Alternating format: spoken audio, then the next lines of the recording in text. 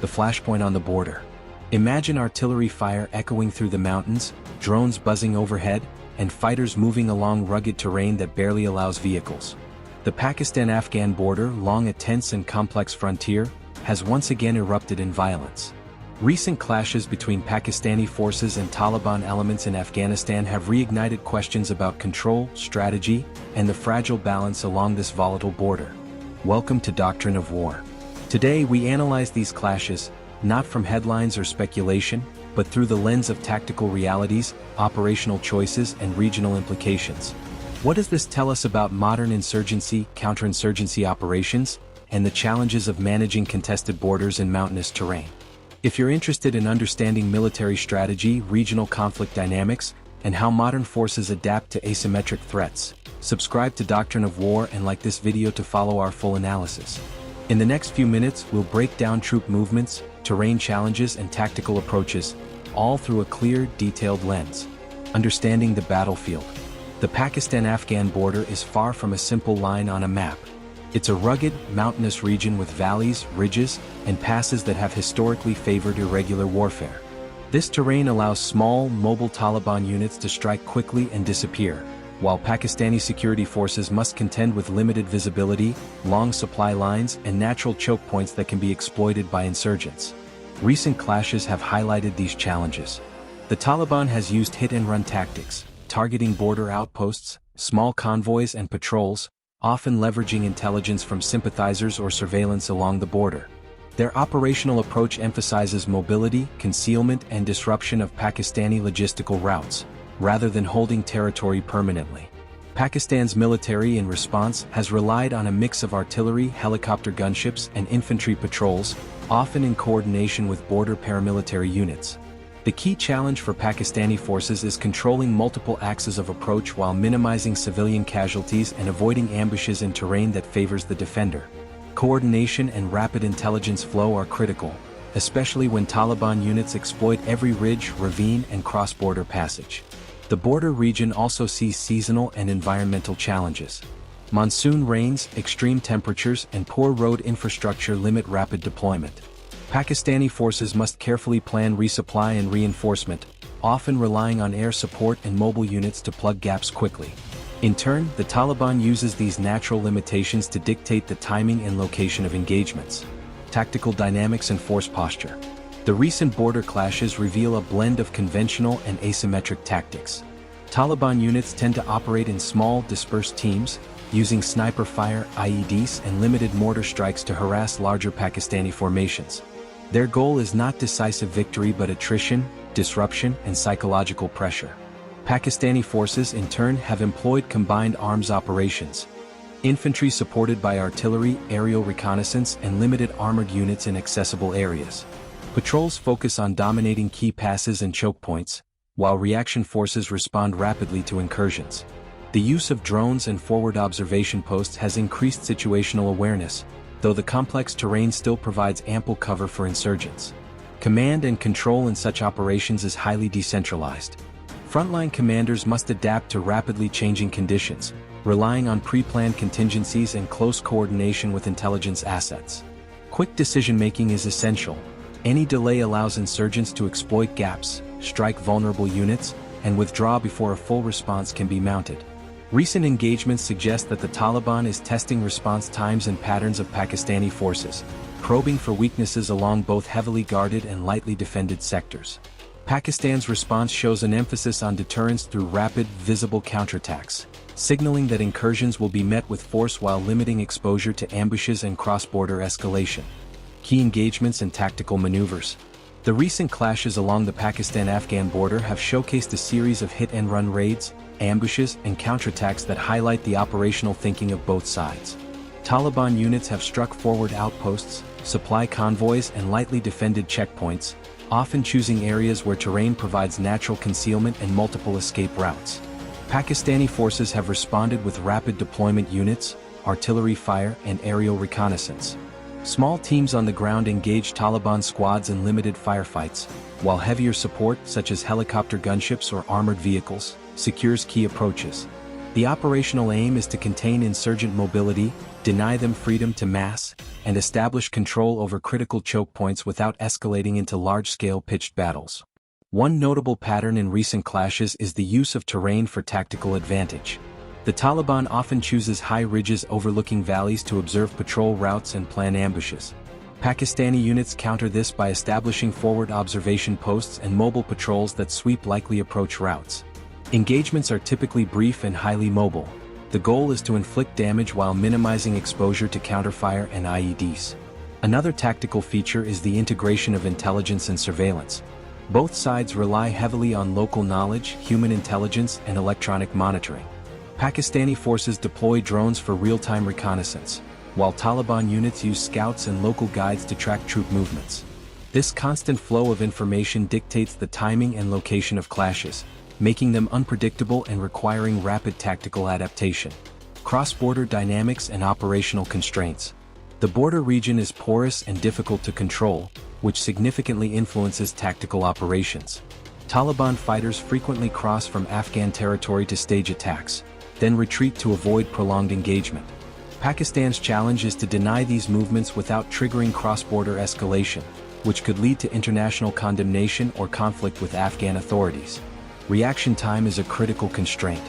Border posts are spread across rugged terrain, often separated by tens of kilometers. Reinforcements cannot always arrive quickly, forcing Pakistani troops to operate in small, self-reliant teams capable of both defense and limited offensive action. Artillery and air support are coordinated from distant bases, which introduces delays and requires precise timing to avoid friendly fire or collateral damage. Taliban tactics are deliberately designed to exploit these limitations. Their hit-and-fade strategy pressures Pakistan's resources and tests the speed and flexibility of reaction units.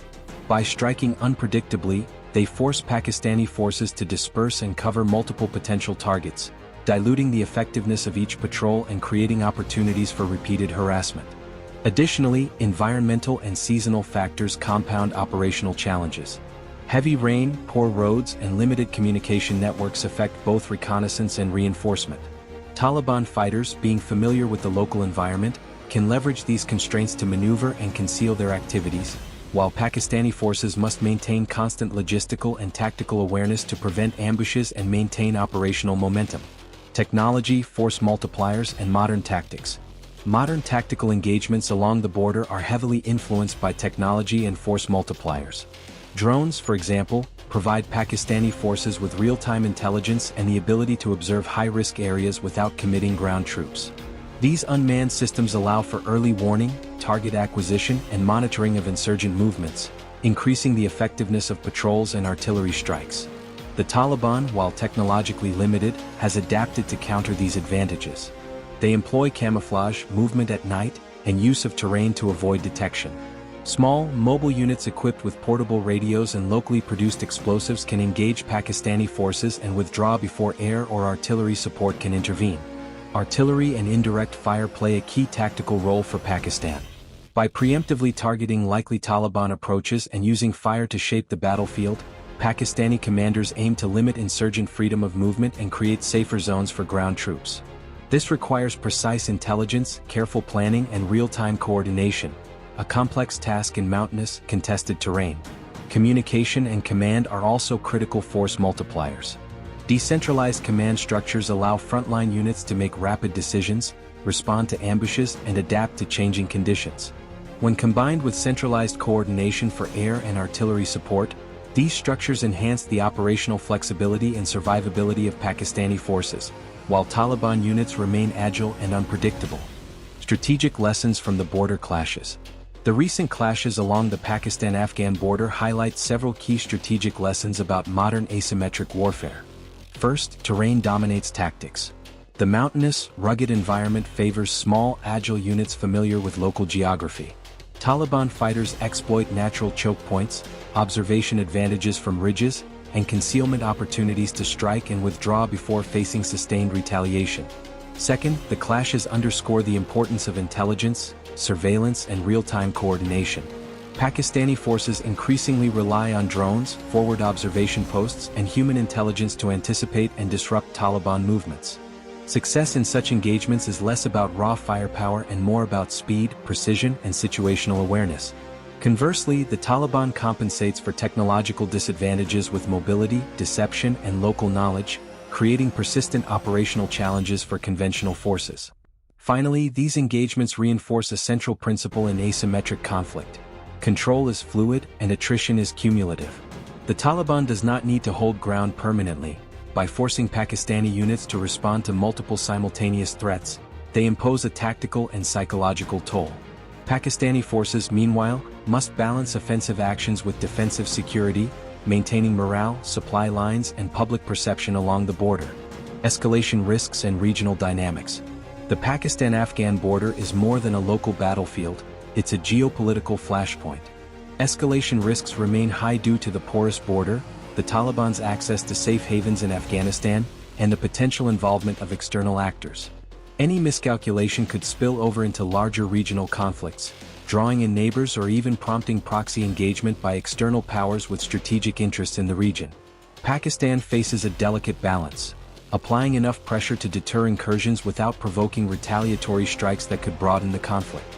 Diplomatic coordination with Afghan authorities, international partners, and regional actors is essential to avoid escalation, but such coordination is complicated by shifting political dynamics and the Taliban's independent operational approach. The clashes also highlight the hybrid nature of modern warfare. Traditional military operations are now intertwined with irregular tactics, cross-border maneuvering, intelligence operations, and even cyber and information warfare. Pakistani planners must consider not only kinetic engagements but also the psychological, political, and economic dimensions of the conflict, from messaging and propaganda to border security and refugee management. Long-term implications and future scenarios. Looking ahead, several long-term implications emerge from these border clashes. For Pakistan, the need for flexible, well-coordinated, and mobile forces is clear. Static deployments alone are insufficient. Forces must integrate surveillance, rapid reaction units, and terrain expertise to respond effectively to Taliban incursions. Investment in drones, forward observation, and rapid resupply capabilities will be critical. For the Taliban, the clashes demonstrate operational resilience and tactical evolution. Their ability to sustain pressure, avoid decisive engagements, and leverage terrain gives them a persistent presence along the border, allowing them to shape Pakistani operational planning and maintain political influence in bordering Afghan regions. Strategically, the border clashes reinforce a larger truth about modern asymmetric conflict. Success is measured not just in territory gained, but in influence, disruption, and adaptability. Even small, localized engagements can have outsized effects on morale, resource allocation, and regional security calculations. Finally, these clashes serve as a reminder that modern border security is never static. The interplay of geography, insurgent tactics, technology, and political constraints ensures that both sides must continually adapt. For Pakistan, this means ongoing vigilance, modernization, and coordination. For analysts, it provides a case study in how asymmetric actors exploit terrain, mobility, and intelligence to counter more conventional forces.